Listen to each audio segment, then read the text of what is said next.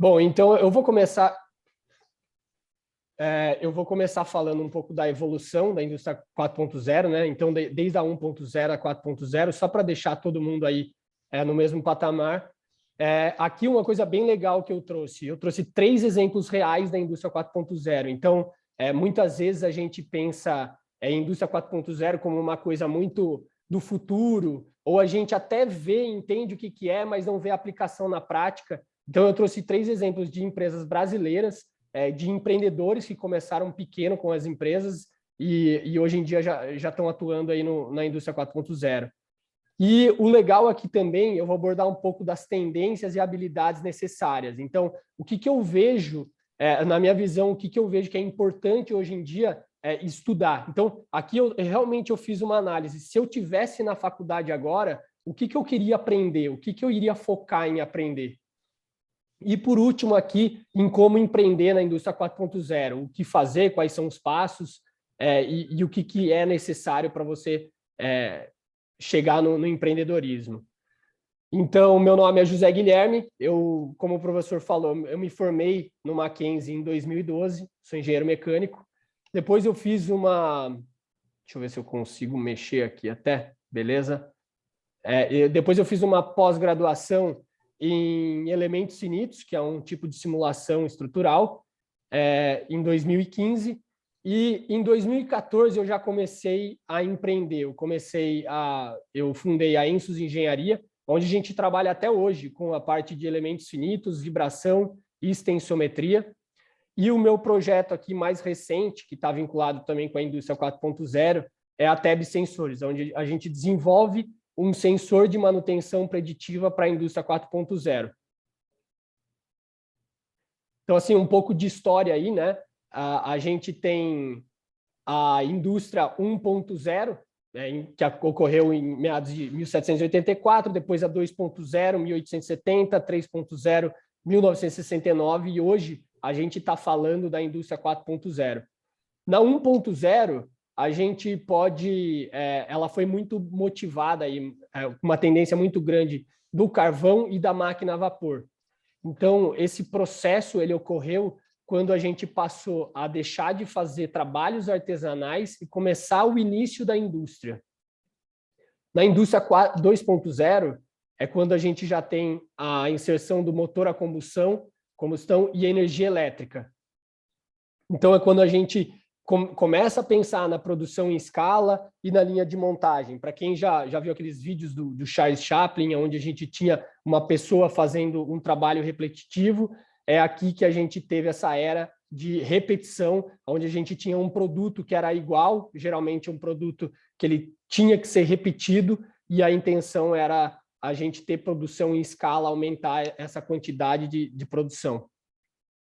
Na indústria 3.0, a gente já tem, ela é muito marcada pela internet, pelos computadores, pela robótica e pela automação. Então, tudo que a gente tinha na 2.0, que era muito manual, na 3.0 a gente começa a automatizar.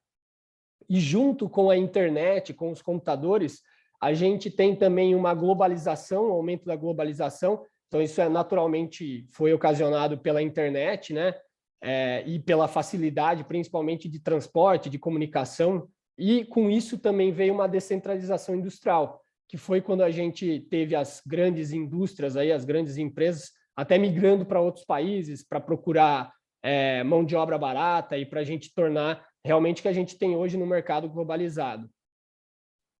E na indústria 4.0, que é o que eu vou falar para vocês hoje, eu acho que é muito importante a gente falar da digitalização da indústria, que eu vou bater bastante nesse ponto aqui para a gente entender, e de máquinas inteligentes. Então, se na 3.0 a gente tinha um robô, por exemplo, ou um computador fazendo um processo, agora a gente tem uma máquina inteligente que ela consegue entender e interpretar os dados e tomar a decisão por si própria.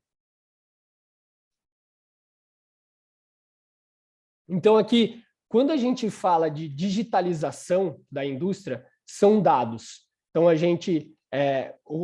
indústria 4.0, se a gente sumarizar ela com o fluxo, a gente tem muitos dados, então tem muitos dados que eles vão para servidores, né? Daí a gente chama de Big Data, que seria a comunicação entre esses servidores e comunicação entre esses dados que a gente tem de diferentes naturezas, e a gente tem uma avaliação, uma análise, uma inteligência humana ou artificial, e com isso a gente consegue fazer uma tomada de decisão. Então, basicamente, o que a gente tem hoje em dia na indústria 4.0 é isso. Para ficar um pouco mais claro aqui, eu vou dar um exemplo de um monitoramento de um pneu de carro. Então, para ficar uma coisa bem do cotidiano nosso, para a gente entender o que seria a indústria 4.0. Imagina que no pneu do carro a gente consiga instalar um sensor de temperatura, um sensor de pressão, um sensor de vibração e um sensor de localização, por exemplo. Todos esses dados eles vão para um servidor e, com base nesses dados, eu faço uma análise desses dados e dou um diagnóstico. Qual o diagnóstico poderia ser? A qualidade da pista está ruim. A projeção da vida do pneu. Esse pneu ele vai durar mais 2 meses, ele vai durar mais 1 ano. Ou até se a gente for pensar, a performance da minha direção está ruim. Então, eu tenho diversas possibilidades aqui de diagnóstico e, baseado nesse diagnóstico, a gente tem uma tomada de decisão. Então, a qualidade da pista está ruim, então vou diminuir a velocidade. Ou a projeção da vida do meu pneu está acabando, vou trocar o meu pneu. A minha performance de direção está ruim, então eu tenho que fazer uma curva mais fechada, sei lá, tenho que mudar o jeito que eu estou dirigindo.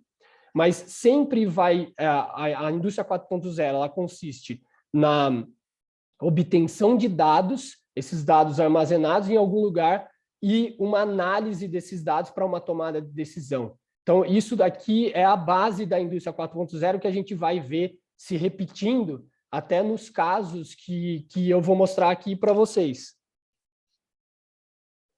Então, para a gente comentar aí sobre os 3 exemplos reais, né, que a gente tem da indústria 4.0, eu trouxe primeiro a TEB, né? A TEB é a empresa que eu sou cofundador, e quando a gente fala de empreendedorismo, a gente sempre vem resolver um problema ou um desejo do nosso cliente. E aqui o problema que a gente resolve é prevenir falhas de equipamentos rotativos industriais. Para eu falar um pouco aqui de prevenção de falhas de equipamentos industriais, é interessante a gente ter na cabeça quem é esse cara que ele é o meu cliente, qual que é a dor que eu estou resolvendo dele, né? Então, nesse caso, é sempre o gestor de manutenção, é o responsável pela manutenção, e esse cara, o que ele está pensando 24 horas por dia? Ele está pensando em aumentar a disponibilidade dos equipamentos dele. Ele é um cara que ele está pensando que os equipamentos eles não podem quebrar. E quando eu falo de equipamentos industriais, a gente pode pensar em motores elétricos, em bombas centrífugas, em ventiladores industriais, turbinas a vapor, geradores de energia, enfim, são diversos equipamentos que eles estão lá na planta fazendo com que a empresa funcione. E o principal papel do gestor de manutenção é com que esse equipamento ele não quebre. E o que ele faz para acontecer isso? Ele aumenta as atividades que ele tem, a confiabilidade através de análises, através de diagnósticos, através até de históricos de quebra de equipamento, mas quanto mais ele conseguir prever a falha do equipamento, melhor é para ele. Se o equipamento quebrar sem ele ter ideia de que vai quebrar, isso aí pode gerar um custo absurdo para a empresa. Então, vou dar um exemplo aqui. Imagina que a gente tem um motor elétrico e quebra um rolamento e o gestor de manutenção não tem esse rolamento no estoque, ele vai ter que fazer o pedido, a empresa vai ficar parada e ele vai estar gerando um custo absurdo para a empresa, uma perda de produção e, consequentemente, de lucro da empresa. Então, a TEB ela vem justamente com esse intuito de resolver, e o que a gente desenvolveu foi um sensor de vibração e temperatura. Então, é baseado em IoT, Internet das Coisas, onde a gente tem uma bateria integrada, onde a gente não precisa ter uma infraestrutura para levar, por exemplo, cabos, energia elétrica até esse lugar. Ele se comunica por Bluetooth e ele envia esses dados para uma nuvem. E nessa nuvem, a gente consegue fazer diagnósticos. quais tipos de diagnósticos que a gente consegue fazer? Um desalinhamento, por exemplo, um desalinhamento de um motor com uma bomba centrífuga, um desbalanceamento de um ventilador, por exemplo, uma quebra de rolamento. Então, a gente consegue capturar esse rolamento danificado no estágio inicial dele, aonde o gestor de manutenção ele tem um tempo para se programar para fazer essa troca do rolamento, uma lubrificação inadequada, uma folga de equipamento, por exemplo, alguma falta de aperto em parafusos e mancais, ou alguma coisa do tipo. E com isso, uma vez que a gente tem o diagnóstico, esse gestor da manutenção ele pode fazer uma tomada de decisão. Então, a lubrificação está inadequada, então eu tenho que ir lá lubrificar. Meu rolamento está com estágio inicial de falha, eu tenho que planejar a troca do rolamento. A minha máquina está desalinhada, eu tenho que alinhar. Está desbalanceada, tenho que balancear, e assim por diante. Então, esse é o primeiro exemplo aí que eu trouxe para vocês da TEB Sensores, onde a gente desenvolveu um sensor de vibração e temperatura. Bom, o segundo exemplo aqui que eu vou trazer para vocês é da indústria soteica do Brasil. E aqui eu vou conversar um pouco sobre otimização da geração de energia em usinas de açúcar e álcool.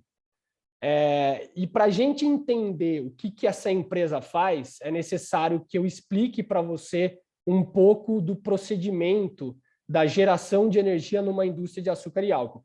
Então, só para contextualizar todo mundo, todas as usinas hoje em dia, elas geram a própria energia. E essa energia, parte eles usam no processo deles, na própria indústria deles, e parte eles vendem essa energia. Então, isso daí cada vez mais se torna até um mercado à parte para as usinas de açúcar e álcool, que até então elas eram, algum tempo atrás, o foco principal delas era a produção de açúcar e álcool, e hoje em dia essa geração de energia ela tem se tornado um negócio cada vez mais atrativo para as indústrias de açúcar e álcool. Como é que funciona esse processo?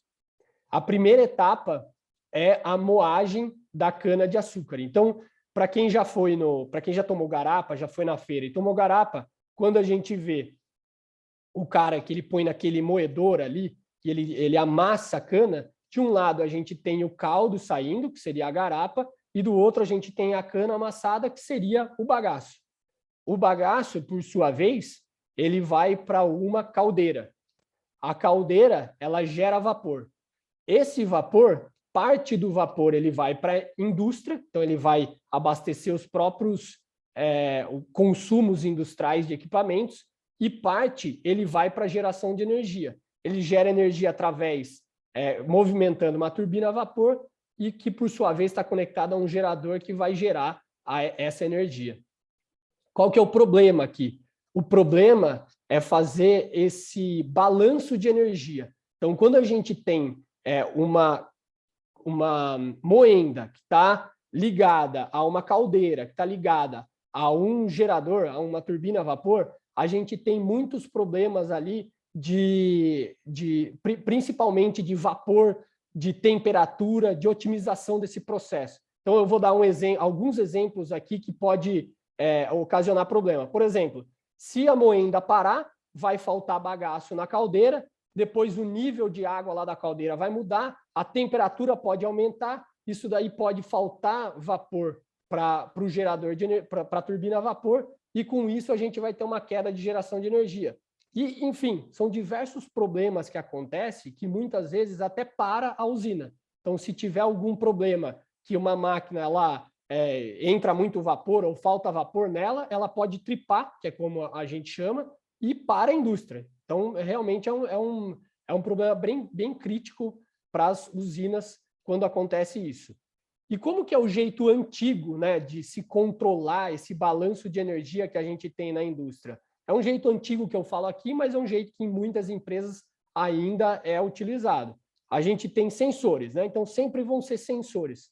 A gente mede temperatura da caldeira, nível de água da caldeira, vapor de saída da caldeira, potência de geração, entre outros. São muitas informações ali de sensores que a gente tem. E o que acontece? sempre tem um operador, principalmente nesses casos, existe um operador de caldeira e um operador da geração, né, da turbina e do gerador. E esses caras, eles são responsáveis por tomar as decisões. Então, eu tenho que fechar uma válvula, eu tenho que aumentar, diminuir o nível d'água, eu tenho que diminuir a geração, enfim, ele toma essa decisão. Então, aqui eu acho que já é muito fácil de imaginar que esse não é um jeito muito otimizado de cuidar desse balanço de energia. Se o cara for no banheiro, por exemplo, e acontecer alguma coisa nesse momento, vai dar um problema e ele não vai ter, a gente não vai estar operando no nível ótimo. O que a Soteica faz?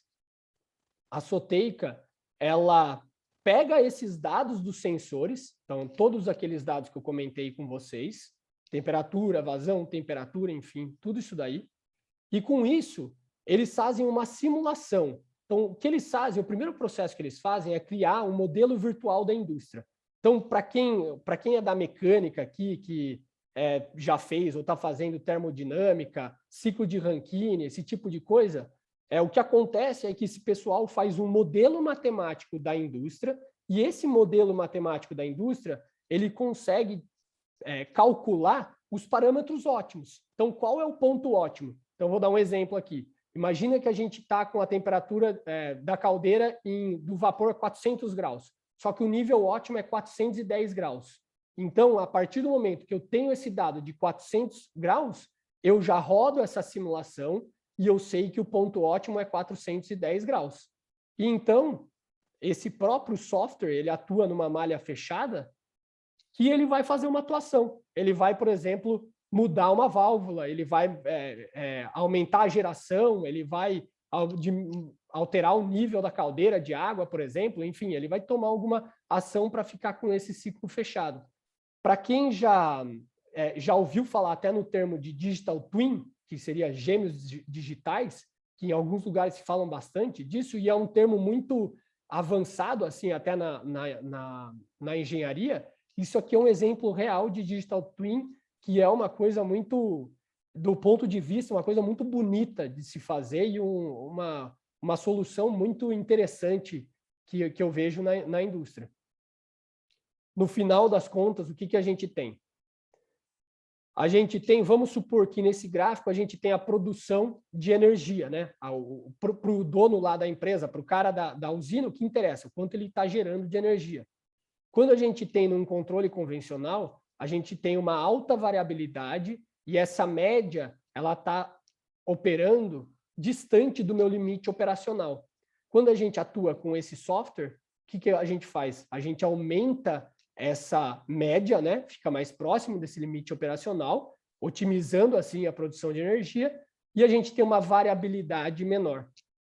Além do que, assim, na prática, né, o que acontece é que eu tenho bastante vivência com a área com usinas de açúcar e álcool, mas hoje em dia, quem usa essas soluções, o operador até fica inseguro de não ter um software. Então, por exemplo, vamos supor que deu algum bug lá no software, parou de funcionar o software até por algum motivo deles lá, o operador fica, opa, vamos ligar o software, não pode ficar na minha mão, porque o software ele vai muito bem e eu não quero ficar com essa responsabilidade de, por exemplo, tripar algum equipamento e parar a usina. Então, assim, é um caso que eu vejo na prática que funciona e que é muito legal. Bom, eu não, assim, só para ficar claro também, eu não tenho vínculo nenhum com essas empresas aqui. Claro, eu tenho vínculo com a TEB Sensores, que eu fundei, que eu mostrei para vocês, mas as outras empresas eu não tenho vínculo nenhum para fazer propaganda deles. É realmente empresas que eu vejo na prática que trazem benefícios para o cliente, para a indústria, que eu queria trazer para vocês.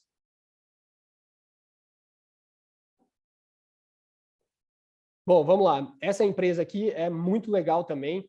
Acho que vocês vão gostar desse exemplo. Eu vou falar da Solinftec.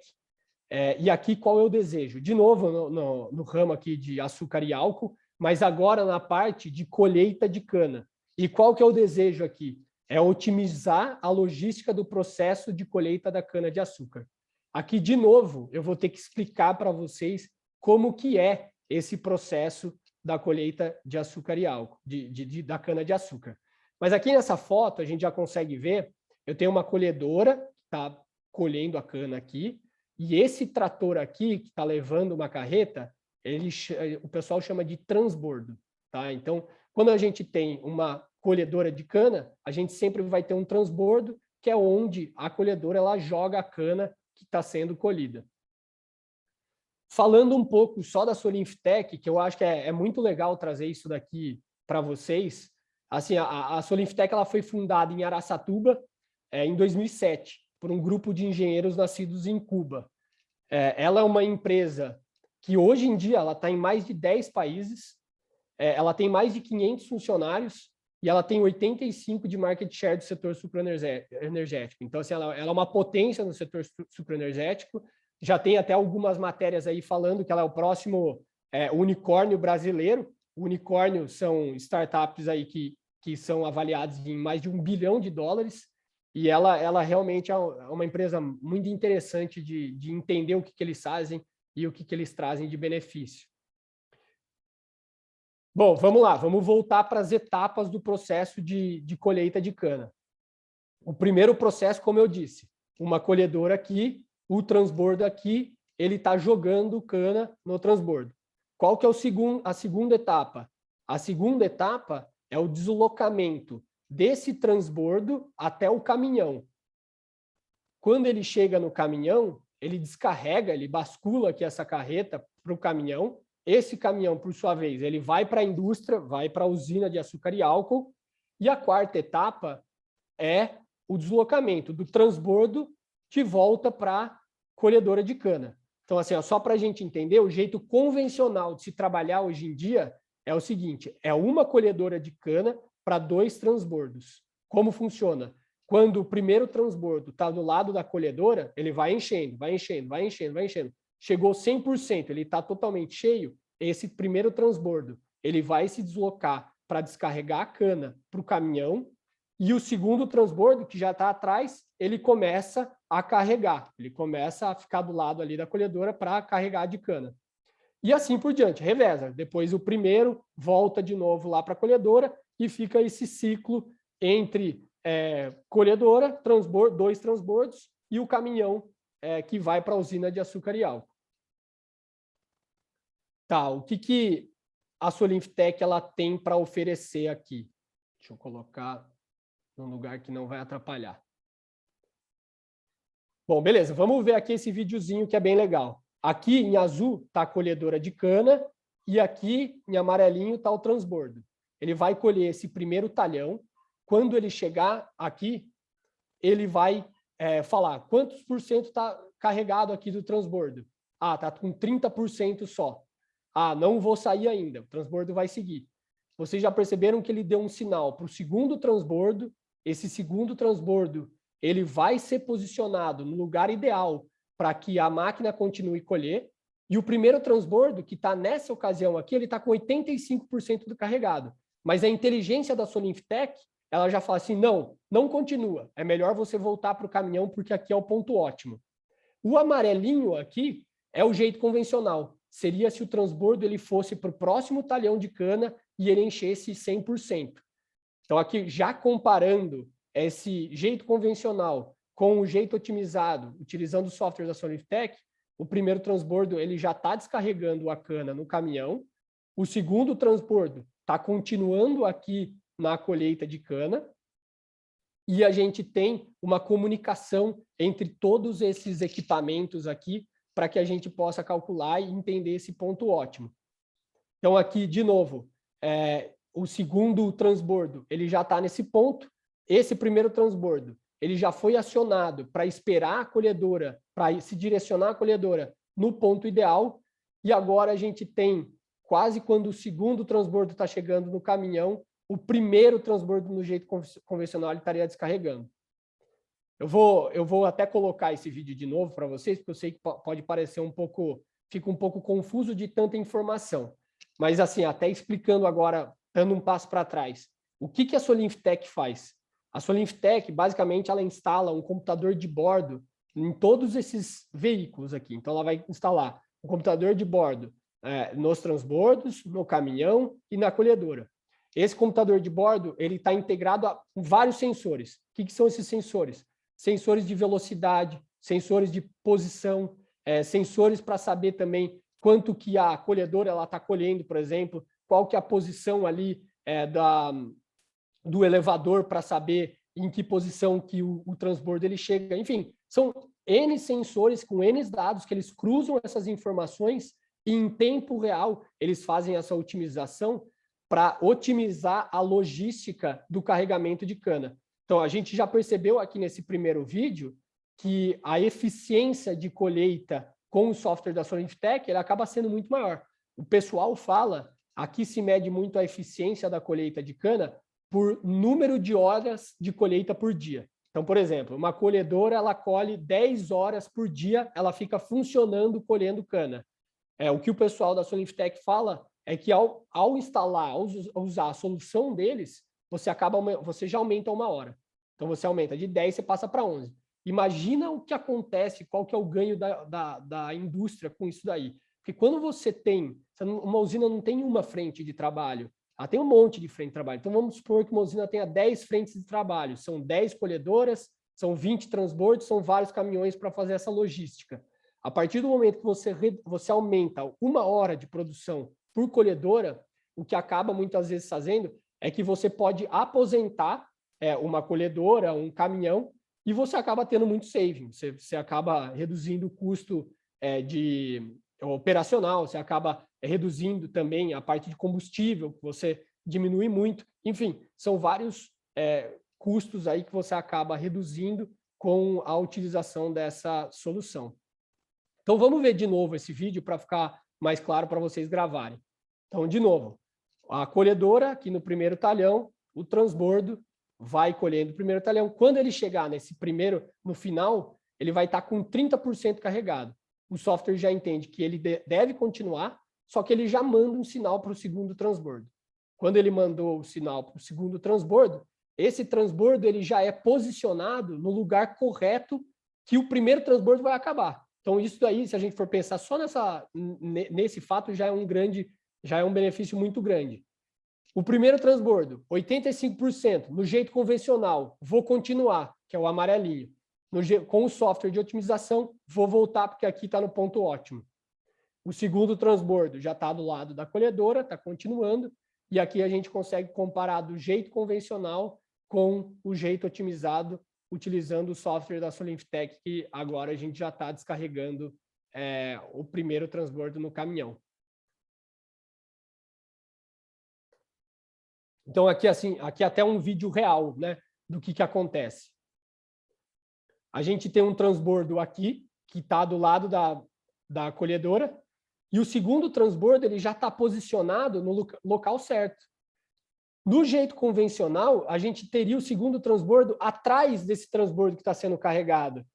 O que ocasiona, no final das contas, um gasto a mais com combustível e também uma compactação no solo, que se fala muito na agricultura, que você acaba prejudicando a cana que vai nascer ali. Bom, então o primeiro transbordo já está voltando, o segundo transbordo vai estar lá já posicionado no local para continuar a colheita.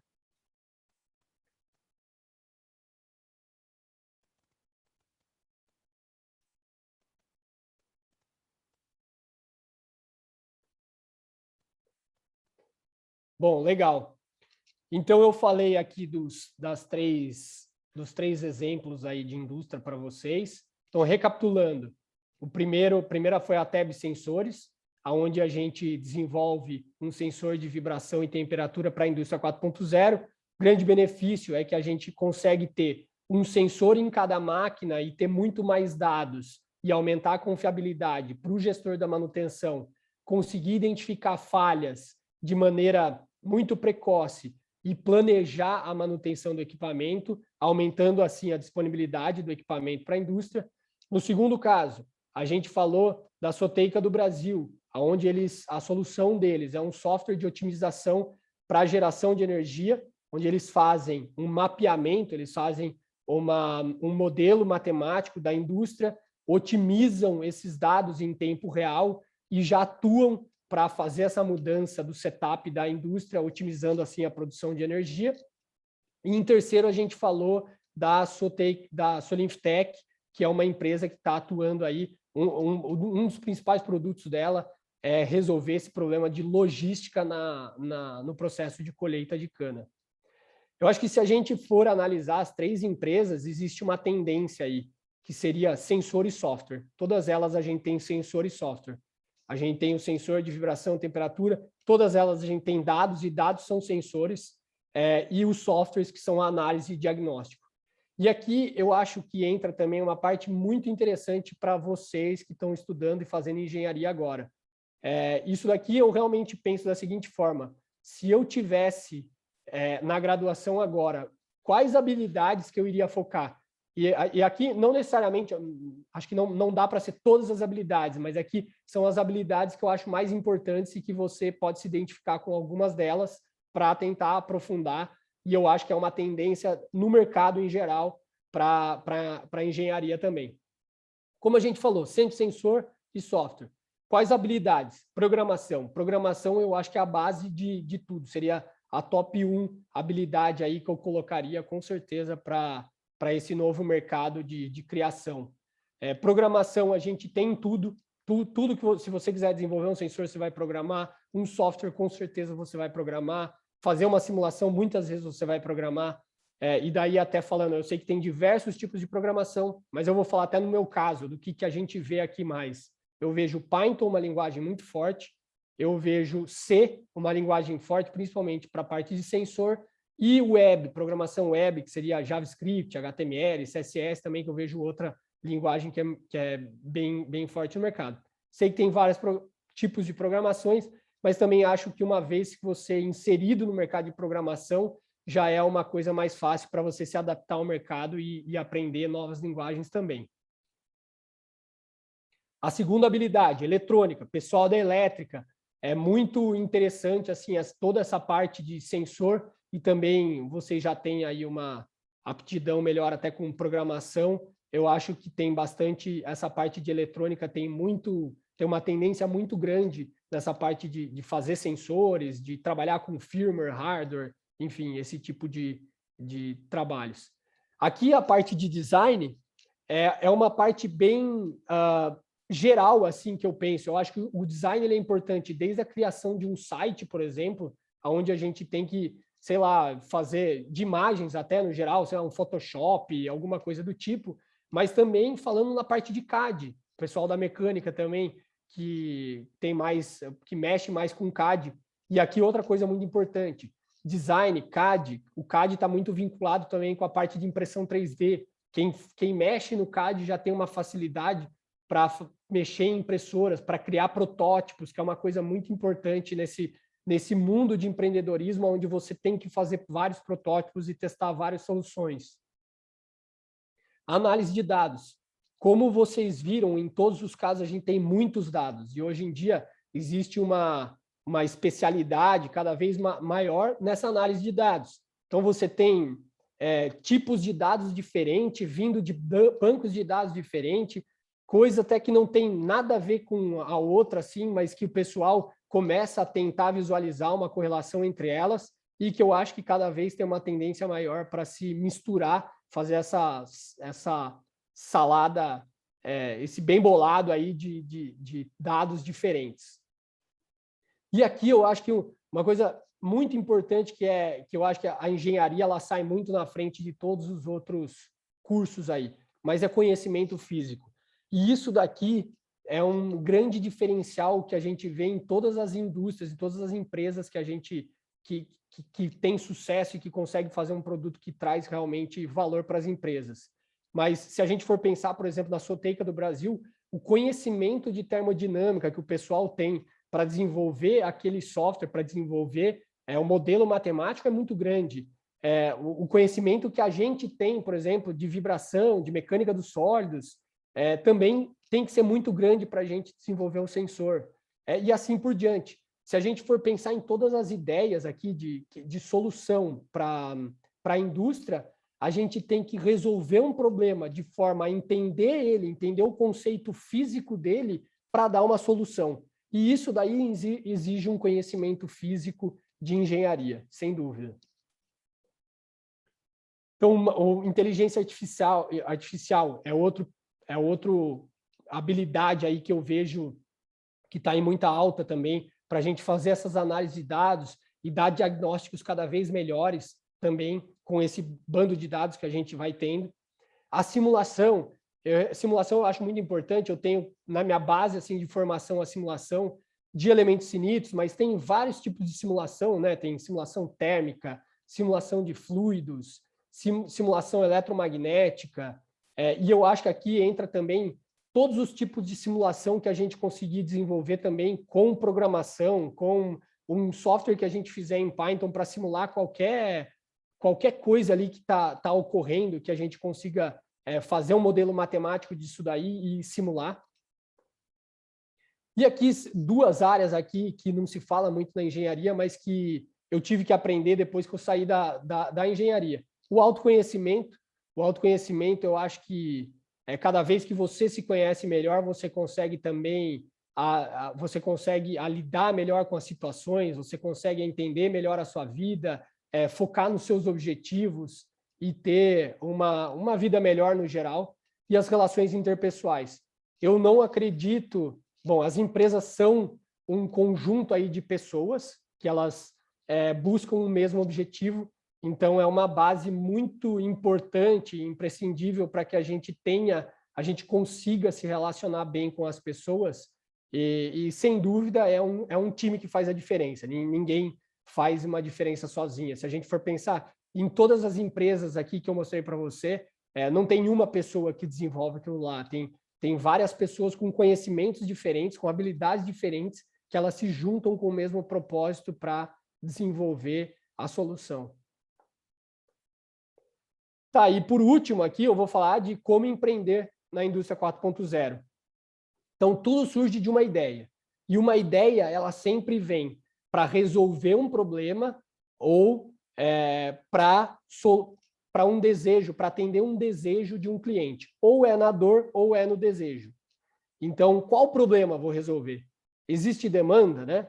Então, aqui, isso daqui pode parecer meio óbvio, mas é uma coisa que o empreendedor eu vejo que a gente cada vez mais busca problema. Então, se você, em qualquer lugar, você começar a buscar problema, é uma oportunidade que você pode enxergar para montar um negócio. Também é um outro ponto importante, não adianta só ter essa ideia se você não tem ninguém que compra a ideia. Você pode achar uma coisa importante, e muitas vezes é comum que a gente se apaixone pela ideia nossa, que fica na nossa cabeça, que aquilo lá a gente teve uma sacada muito grande, mas quando a gente faz uma entrevista, por exemplo, até uma pesquisa de mercado, ou pergunta para um próprio amigo ou para alguma pessoa, aquilo lá não tem valor nenhum. O segundo ponto muito importante, recurso financeiro. Sem dinheiro, não tem empresa, não tem projeto. E aqui eu acho que é importante a gente entender o quanto de dinheiro que a gente tem para desenvolver esse projeto. E daí eu acho que basicamente tem 3 formas de se levantar o dinheiro. Ou é capital próprio, ou você faz o empréstimo, ou são fundos. Então, hoje em dia até está muito comum ter startups para financiar. Você vende um pedaço da sua startup em troca de dinheiro para você investir no seu projeto. E, em terceiro lugar, a competência. Então, não adianta nada você ter a ideia, você ter o recurso, mas você não ter a competência. E daí eu volto naquele ponto. Quais são as habilidades que você precisa para esse projeto? Você precisa de um cara que é bom em sensor, você precisa de um cara que é bom em programação, você precisa de um cara que é bom em mecânica, você vai ter quais são as áreas que você vai atuar nesse projeto, quais habilidades você precisa. E aqui, se a gente for pensar assim num esquema de como funciona essa parte de empreender, né, de maneira geral, mas aqui eu foco até mais na parte da engenharia, você começa na ideia e você tem que analisar se ela é viável ou não. E muitas vezes ela não é viável, você tem que voltar para uma ideia.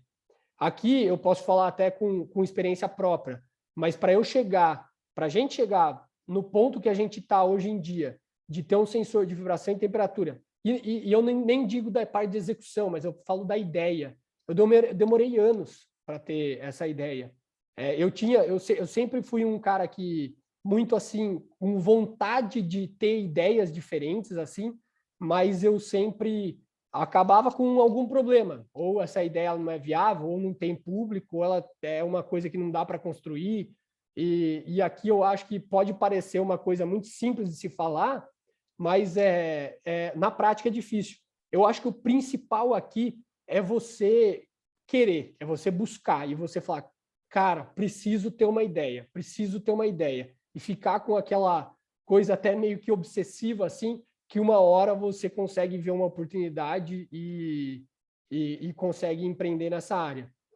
Mas a viabilidade da ideia, eu diria que aqui tem 3 pontos fundamentais. A primeira, a pesquisa de mercado. Pesquisa de mercado pode parecer, em primeiro momento, é muito complicado fazer uma pesquisa de mercado, mas não. Pega um formulário do Google, por exemplo, manda para os seus amigos, manda para os seus contatos sobre sua ideia e pergunta. Faz algumas perguntas que sejam, que você possa entender se o pessoal, por exemplo, acha legal a ideia, se ele compraria a ideia, alguma coisa do tipo para você ver se isso daí faz sentido para as outras pessoas ou não também. Outra coisa muito importante, pesquisa concorrente. Já existe alguém que faz alguma coisa parecida com isso daí? Quanto que eles vendem? Os caras estão bem? Enfim. E existe mercado interessado nessa solução, né? Como eu disse, talvez ela seja só importante para você. A análise técnica é outra coisa muito importante. Pode ser que você tenha uma ideia que ela é inviável, ela não dê, não exista nenhuma, até hoje não exista nenhuma solução para aquela ideia que você teve, ou então ela pode ser até muito complicada para você, para o nível que você está da sua vida, de conhecimento, e isso daí acaba inviabilizando. E análise financeira. Não adianta você fazer um projeto, um produto que você vai vender por R$1.000 se o mercado paga R$20. Então, isso daí acaba também inviabilizando o seu projeto. Se ela for viável, aí seria, você tem que fazer um plano de negócio.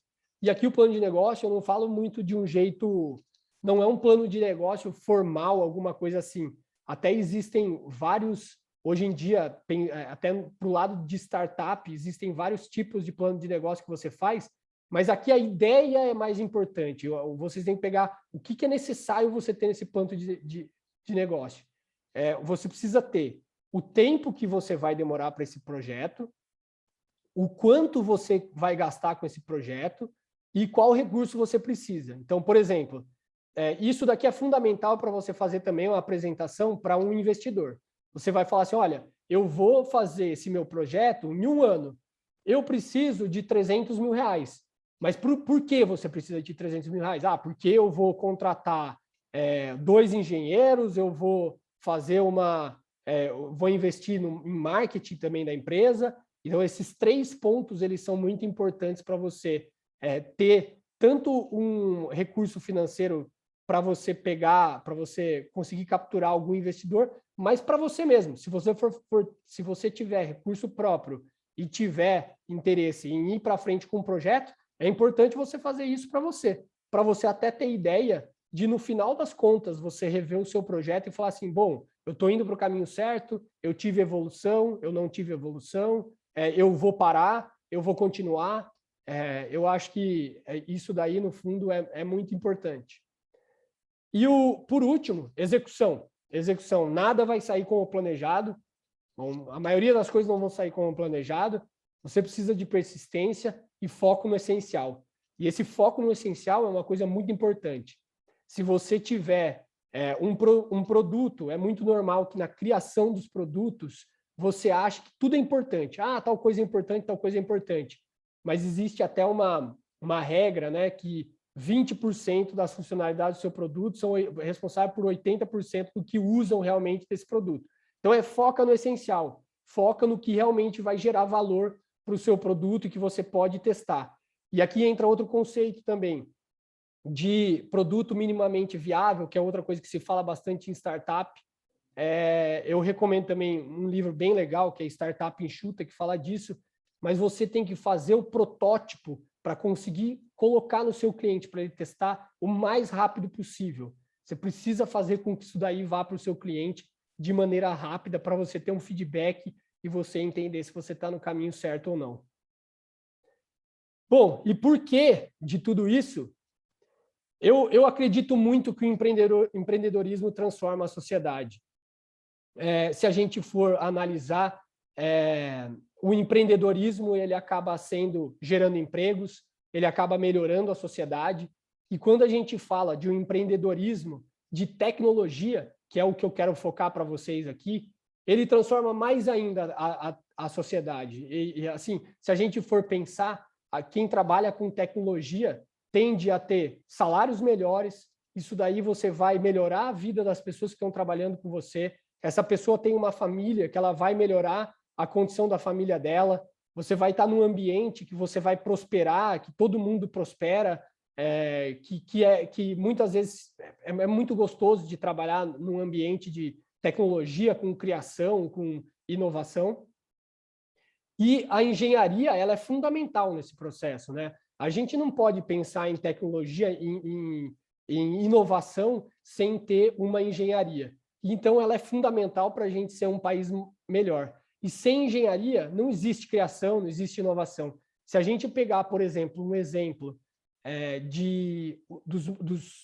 dos países que mais geram tecnologia, ou até que tem mais startups de tecnologia, eu vou citar o Vale do Silício e Israel. O que o Vale do Silício tem? E Israel tem em comum? Eles têm engenharia muito forte e eles têm dinheiro. Dinheiro também que eles conseguem alavancar esses projetos do pessoal que quer empreender. Mas a gente aqui, eu quero deixar muito claro e bater nessa tecla que a engenharia ela é fundamental para a gente ter uma sociedade melhor e uma sociedade que possa criar. E sem essa criação e inovação, a gente vai continuar sendo um país de terceiro mundo. A gente vai continuar importando a tecnologia, a gente vai continuar comprando o iPhone, comprando tudo que os outros países têm, eles vão ficar com a maioria do dinheiro e a gente vai ser só um consumidor e a gente não vai criar riqueza, gerar riqueza interna para o nosso país. Então, dessa maneira, eu queria acabar até a minha palestra aqui falando que vocês são responsáveis pela transformação da nossa sociedade. Vocês vão se tornar engenheiro em breve e vocês têm toda essa responsabilidade de transformar a sociedade melhor. Vocês têm na mão o conhecimento de colocar essa tecnologia em prol da sociedade e fazer com que a gente transforme a vida de pessoas, e pode ser de uma pessoa. Se a gente transformar de uma pessoa, eu acredito muito que a gente vai estar fazendo um ambiente aí melhor, um Brasil melhor. E, por último, acabo aqui com uma frase do Flávio Augusto, que é um empreendedor brasileiro, que eu gosto bastante também: nada é fácil, tudo é possível. Comece pequeno e sonhe grande. Obrigado.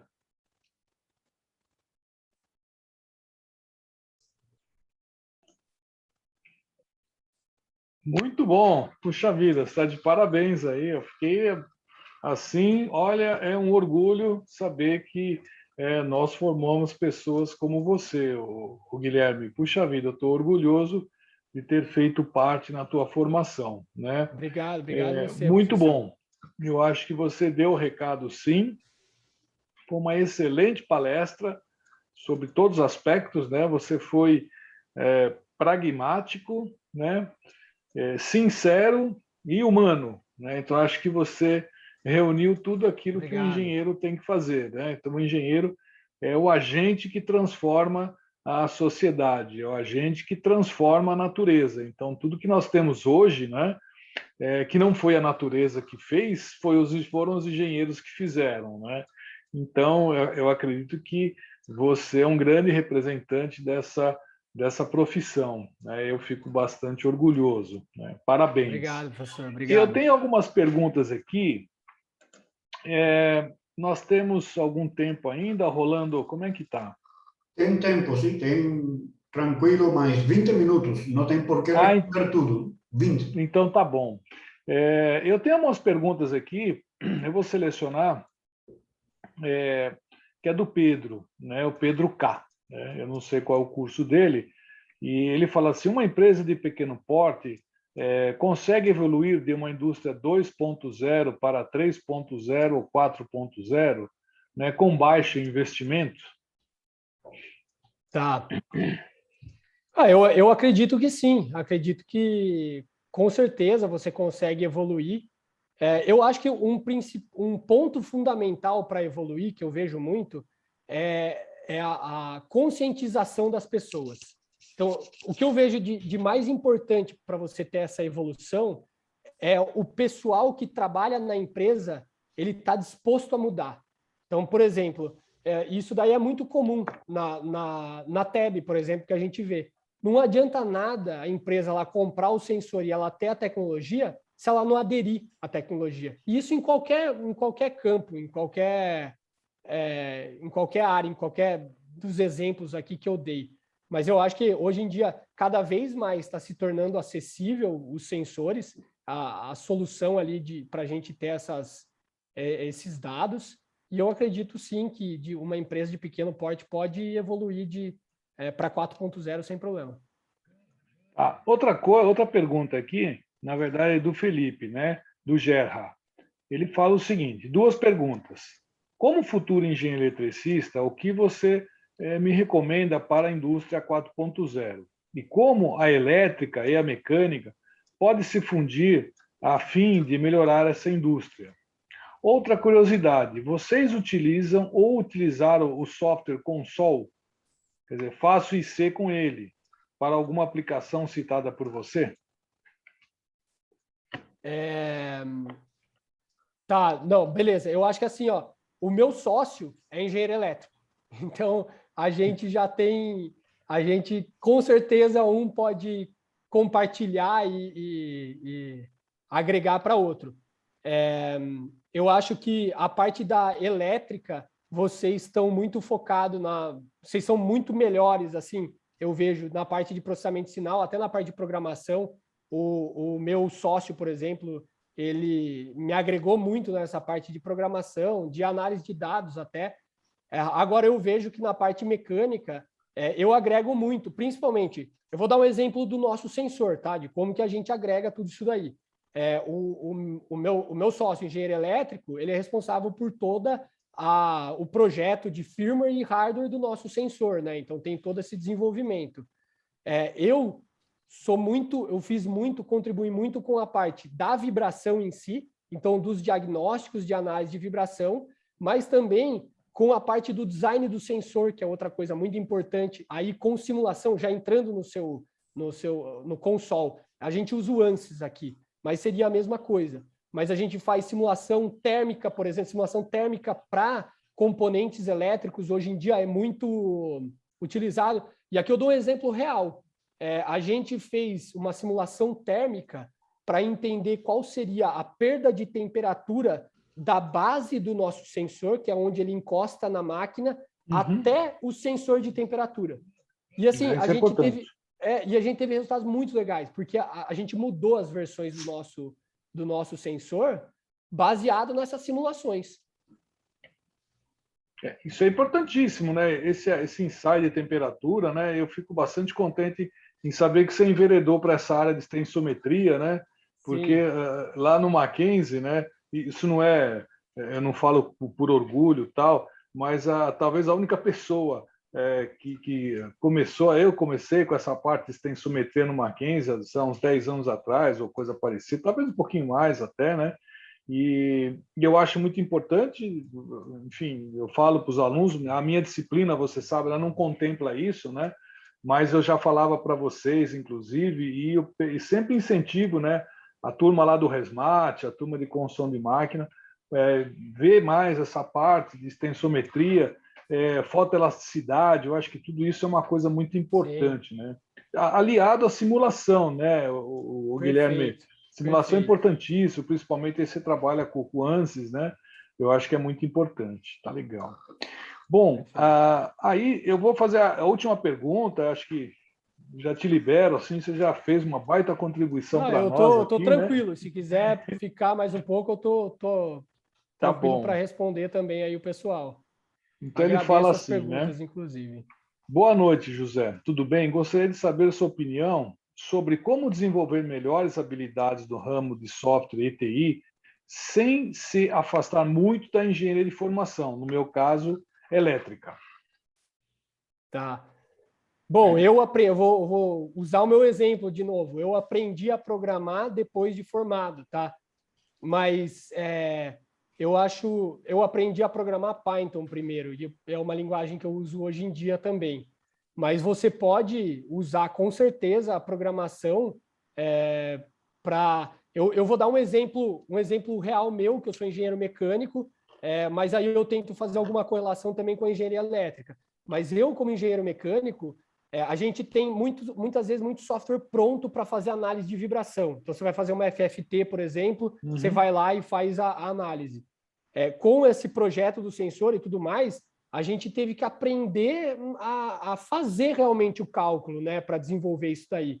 Então, a parte da programação ela começa a ficar muito aliada e você só tem benefício, porque depois você começa a entender mais o que realmente aquele software fazia, você consegue otimizar os seus cálculos, você começa a deixar mais rápidas as suas análises, então você só tem benefício. Na parte da engenharia elétrica também, vocês fazem bastante FFT também, com análise de sinais, de tensão, né? Tudo mais e tal. Mas, sem dúvida, você consegue seguir no mesmo caminho. Eu acho que, na verdade, a programação, ela é como se fosse um veículo para você fazer as coisas. Então, eu faço análise de vibração, eu quero fazer análise de vibração, mas eu preciso saber programar para fazer análise de vibração. Eu acho que é isso que você tem que pensar. Legal. Agora a pergunta é minha, tá, Guilherme? É o seguinte: o mercado, você é a pessoa que está aí na linha de frente, né, do mercado, e você falou uma coisa muito, muito importante, né, que nós não podemos ficar na dependência da tecnologia que vem de fora. Isso daí é horrível, né? Então, como que você está vendo nessa... Não por conta dessa atual situação, mas o mercado no Brasil, como é que está a parte de engenharia? Assim, a turma está se movimentando? Como é que está tudo isso daí? Bom, eu vejo... Quando eu vejo essas empresas, professor, assim, eu fico orgulhoso, assim, até de ver, por exemplo, a Solinftec, que eu mostrei aqui, a Soteica. Eu acho que isso daí são exemplos típicos aí de engenharia empreendendo realmente e gerando valor para a indústria. Eu acho que isso daí cada vez mais tende a melhorar. E eu vou, por exemplo, quando eu comecei a trabalhar com elementos finitos, muitas vezes eu falava de elementos finitos e ninguém nem me entendia, principalmente no setor de manutenção. Cara, não sei o que é isso, não sei o que você está falando, não sei para que serve. Hoje em dia, na manutenção, o pessoal pede cada vez mais simulação. E outra coisa que eu vejo também, a indústria 4.0, eu vejo muitas indústrias que elas falam assim, eu quero me adequar à indústria 4.0. Eu nem sei direito o que eu vou fazer, mas eu quero me adequar. Então, eu vejo essa tendência das empresas de tecnologia, assim. E com relação à indústria brasileira, assim, eu ainda acho que falta empreendedorismo nessa área. Eu acho que isso é bastante importante, até para a gente pensar que o caminho não é só trabalhar, por exemplo, em multinacional ou em empresas grandes, não que isso tenha nenhum problema, mas eu acho que também existe aqui, e essa é a minha bandeira que eu quero levantar nessa palestra, né? Mas que existe um caminho também de empreendedorismo para a gente criar tecnologia, para a gente fazer isso e gerar valor para o nosso país, né?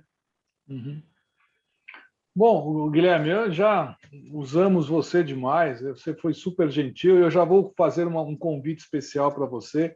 Numa das aulas de Vibra, acho que da pessoal lá do Vibra 2, eu vou convidar você, se você aceitar, ótimo, fazer uma livezinha no meu período de aula para o pessoal, porque agora está online, então seria interessante você falar sobre vibrações para o pessoal da vibração, né? Claro. Mas não vale me xingar, hein? Lá não vale falar só Fábio Raio, não, isso não vale. Fica tranquilo. Isso não vale. Mas aí você já faz uma live lá, mostra essa parte de vibração, porque tem gente que às vezes não sabe, por mais que a gente fala, tal. Então você já está convidado. Eu quero agradecer em nome da Escola de Engenharia. Vai ser enviado para você um certificado, né? Com uma homologação bacana aqui da nossa escola. Isso demora um pouquinho ainda, talvez mais no final da semana que vem, mas vai chegar para você. Em nome do departamento, em nome da Escola de Engenharia, Eu agradeço bastante a tua atenção, foi uma palestra excelente, eu não tirei os olhos da palestra, tá? Gostei demais, eu acho que todos que estão aí, nós chegamos a quase 300 pessoas, né? Não sei se você percebeu, nós chegamos a 290 pessoas, né? E eu acho que foi muito bom. Agora eu vou passar a palavra para o professor Rolando, né? Se você quiser dar uma palavra final, fique à vontade, Guilherme. Bom, eu só tenho a agradecer, professor. Eu agradeço o seu convite, agradeço também ao Mackenzie, a você principalmente por ter feito parte, com certeza, da minha formação, e agradeço a todo mundo também que participou da palestra. Eu espero ter contribuído e também espero que algum dia eu possa ver algum empreendedor aí que está aí atrás até vir falar comigo, falando, eu assisti sua palestra e agora estou com uma empresa, estou fazendo isso. Isso daí com certeza já vai me motivar muito. Legal. Com você, Rolando. Não, só quero reiterar o agradecimento ao Guilherme. Parece pouca coisa, mas dedicar tanto tempo numa noite de descanso não é para qualquer um. A palestra foi muito elogiada no chat, não sei se ele tive tempo de olhar, mas só tem muitas dezenas de agradecimentos e muito obrigado mais uma vez. Tem aluno te perguntando se foi gravado ou não. Foi gravado. Foi, legal. Foi gravado, é isso aí. Tchau, tchau. Falou, Guilherme, um abraço para você. Tchau, tchau. Obrigado. Obrigado. Tchau, tchau. Tchau, tchau. Obrigado, Guilherme. Obrigado, tchau, tchau. professor Rolando.